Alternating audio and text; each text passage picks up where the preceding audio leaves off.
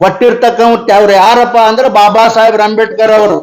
ದಲಿತರ ಬದುಕಿಗೆ SC ST ಮೀಸಲಾತಿಯ ಕೊಡಲಿಯ ಪೆಟ್ಟು ಹಾಕಿರುವುದು ರಾಹುಲ್ ಗಾಂಧಿಯವರು. ರಾಹುಲ್ ಗಾಂಧಿಯವರು ಕೊಡಲಿಯ ಪೆಟ್ಟವನ್ನ ಹಾಕಿದ್ದಾರೆ. ಅದರ ಜೊತೆಗೆ ನಾನು ಇನ್ನೂ ತಮಗೂ ಕೂಡ ಇದನ್ನ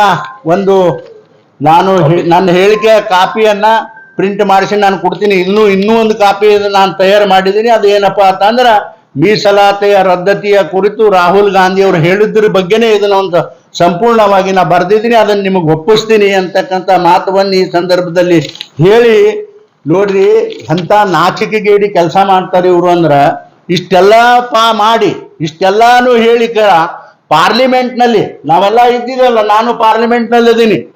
ಓಟ್ ತಗೊಳ್ಳೋ ಮುಂದ ಕೈಯಾಗ ಏನು ಹಿಡ್ತಾರ ಅಂದ್ರೆ ಇದು ಏನದು ಬಾಬಾ ಸಾಹೇಬ್ ಅಂಬೇಡ್ಕರ್ ಬರೆದಿರ್ತಕ್ಕಂಥ ಸಂವಿಧಾನವನ್ನು ಹಿಡಿದಿರ್ತಾರ ಕೈಯಾಗ. ಆಮೇಲೆ ಹೊರಗೆ ಬರ್ತಾರ, ಅದನ್ನು ಕೈಯಾಗ ಹಿಡಿದಿರ್ತಾರ. ಈಗ ಉತ್ತರ ಹೇಳ್ತಾರ, ಉತ್ತರ ಪ್ರಶ್ನೆಗಳನ್ನು ಕೇಳ್ತಾರ, ಸಂವಿಧಾನ ಕೈಗೆ. ನಾಚಿಕೆ ಬರಬೇಕು ಕಾಂಗ್ರೆಸ್ನವ್ರಿಗೆ.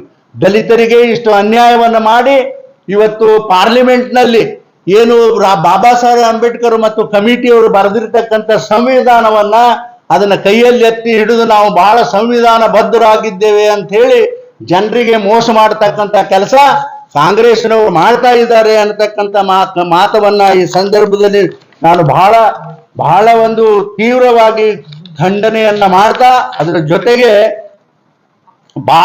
ಬಾಬಾ ಸಾಹೇಬ್ ಅಂಬೇಡ್ಕರ್ ಅವರಂತೂ ನಾನು ನೋಡಿರಿ, ಹಿಂದೆನ ನಾನು ಬಹಳ ಸಲ ಹೇಳಿದ್ದೀನಿ, ನೀವು ದಲಿತ ಮನುಷ್ಯನಾಗಿ ನೀನು ಕಾಂಗ್ರೆಸ್ಗೆ ಯಾಕೆ ಸೇರ್ಲಿಲ್ಲ ಅಂತ ಹೇಳಿ ರಾಜ್ಯದ ಜನ ಸೇರಿದಾಗ ಇಂತಹ ಒಂದು ಪ್ರಸಂಗಗಳಿಗೆ ನಾನು ತಲೆ ಬಾಗಲಾರ್ದೇನೆ ನನಗೆ ಅನಿವಾರ್ಯ ಬಂದು ನಾನು ಭಾರತೀಯ ಜನತಾ ಪಕ್ಷಕ್ಕೆ ಸೇರಿನಿ, ಆದ್ರೆ ಕಾಂಗ್ರೆಸ್ ಸೇರಿಲ್ಲ ಅನ್ನತಕ್ಕಂಥ ಮಾತವನ್ನ ಹಿಂದೂ ಕೂಡ ನಾನು ಹೇಳಿದ್ದೇನೆ ಅನ್ನತಕ್ಕ